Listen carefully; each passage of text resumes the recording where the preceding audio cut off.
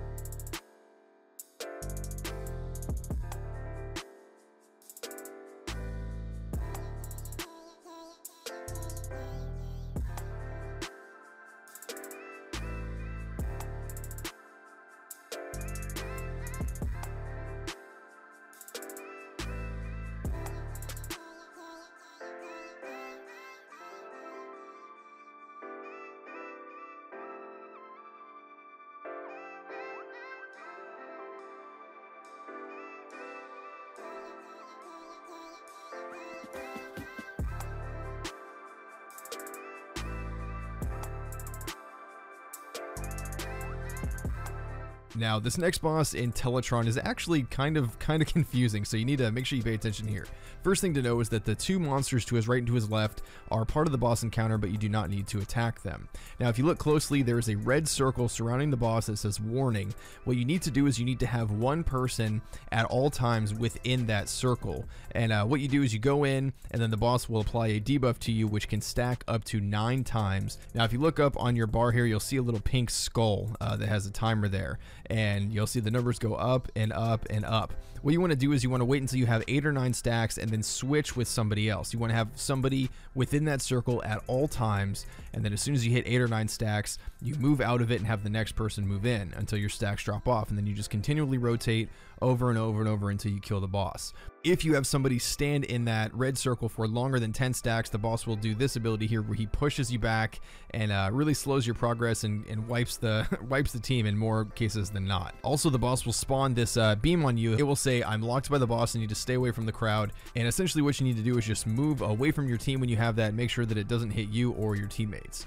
As long as you're mindful of who's staying in that red circle and absorbing the stacks up to 8 or 9, moving out and swapping to the next person, this boss really is not that much trouble at all. You just need to make sure you have your eyes open.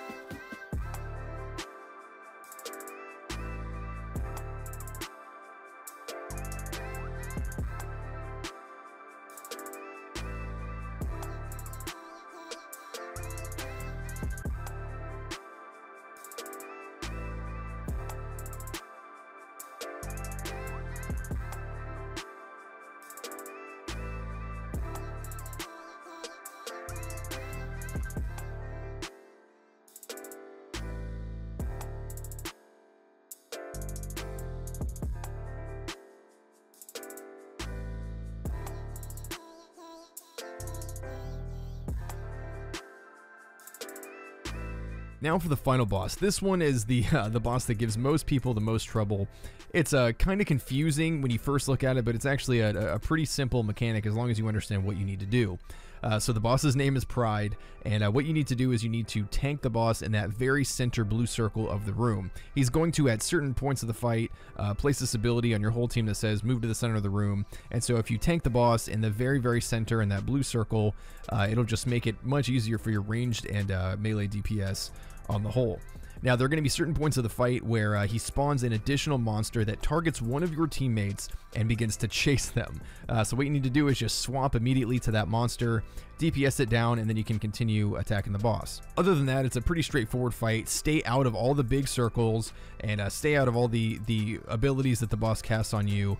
Kill the adds as they spawn, and every chance you get, move back to the very center of the room and stay there. That's essentially it. I'm just going to let this boss fight play through to the very end so you can see kind of what it looks like from my perspective. And I actually did get chased at one point by one of these monsters, so you can see kind of how I was able to kite it and wait for my teammates to help me kill it. Thank you for tuning into this video. If you did enjoy it, please like it, share it with your friends, and subscribe if you haven't already. I'm very grateful for your viewership, and I look forward to posting more content very soon. Until next time, enjoy your day.